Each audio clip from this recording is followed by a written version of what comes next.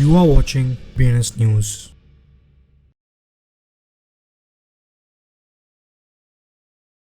आज की headlines.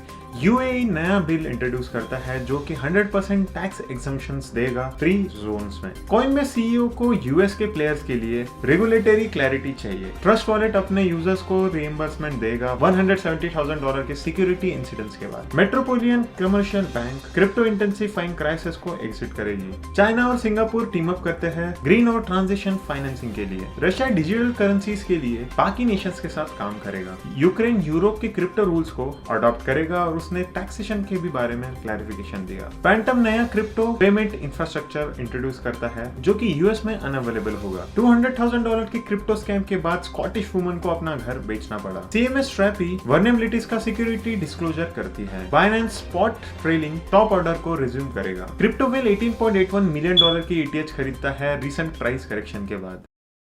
UAE नया बिल प्रपोज कर रही है डिसेंट्रलाइज्ड इकोनॉमी के लिए। यह नया इनिशिएटिव यूएई में फॉरेन इन्वेस्टमेंट को अट्रैक्ट करेगा। द यूनाइटेड अरब एमिरेट्स ने एक नया बिल प्रपोज किया है डिसेंट्रलाइज्ड इकोनॉमी के लिए जो कि फ्री जोन्स में 100% टैक्स एग्जम्पशंस देगा। ये मूव एम किया गया है फॉरेन इन्वेस्टमेंट्स की तरफ जिससे कि इकोनॉमिक ग्रोथ बूस्ट होगी उस रीजन में। कॉइनबेस के सीईओ ने नोट किया अपने रिसेंट ट्वीट में कि यूएस में सेंट्रलाइज्ड क्रिप्टो प्लेयर्स के लिए ये हाई टाइम है कि उनके पास रेगुलेटरी क्लैरिटी हो। ब्रायन आर्मस्ट्रांग जो कि सीईओ है कॉइनबेस क्रिप्टो एक्सचेंज के, उन्होंने अपने रिसेंट ट्वीट में ये कहा जबकि उन्होंने कांग्रेस के मेंबर्स के साथ डीसी में पूरा दिन बिताया। एक ब्रीच जिसने कि 2 एक्सप्लॉइट्स को लीड किया $170,000 के टोटल लॉस के लिए और अप्रोक्सीमेटली 500 वर्नेबल एड्रेस में $88,000 का बैलेंस रख दिया। पोस्टमार्टम रिपोर्ट के अनुसार ट्रस्ट वॉलेट में इसे सही करने के लिए ट्रस्ट वॉलेट इफेक्टेड यूजर्स को रिफंड देगा और गैस फी भी देगा जिससे कि फंड ट्रांसफर के कॉस्ट भी कवर हो जाएंगे। न्यूयॉर्क मेट्रोपॉलिटन कमर्शियल बैंक ने अपने क्रिप्टो ऑपरेशंस को स्टॉप कर दिया है। ये रिसेंट क्लोजर क्रिप्टो इंडस्ट्री में एक प्रकार की क्राइसिस ले आता है। मार्च के बाद से क्रिप्टो फ्रेंडली बैंक्स के कोलैप्स के बाद क्रिप्टो इंडस्ट्री को एक स्ट्रॉन्ग बैंकिंग पार्टनर चाहिए यूएस में, क्योंकि one of the strong crypto friendly bank metropolitan bank ने भी अपने क्रिप्टो सर्विसेज बंद कर दिए हैं। The monetary authority of Singapore ने अनाउंस किया है कि वो पीपल्स बैंक ऑफ चाइना के साथ एक China Singapore green finance task force बनाएगा। ये टास्क फोर्स एम करता है फाइनेंशियल स्टैंडर्ड्स, प्रोटोकॉल, टेक्नोलॉजीज और लोअर कार्बन फुटप्रिंट्स के लिए। डिजिटल रूबल के लिए बनाया गया प्लेटफॉर्म अलग अलग स्टेट इशूड डिजिटल करेंसीज के साथ काम करेगा, बैंक ऑफ रशिया के लोगों ने कहा। इंटरैक्शन के मैकेनिज्म और डिजिटल कॉइन्स को सेंट्रल बैंक द्वारा भी मिंट किया जाएगा और ये प्रोसेस बाकी कंट्रीज में भी शुरू हो चुका है।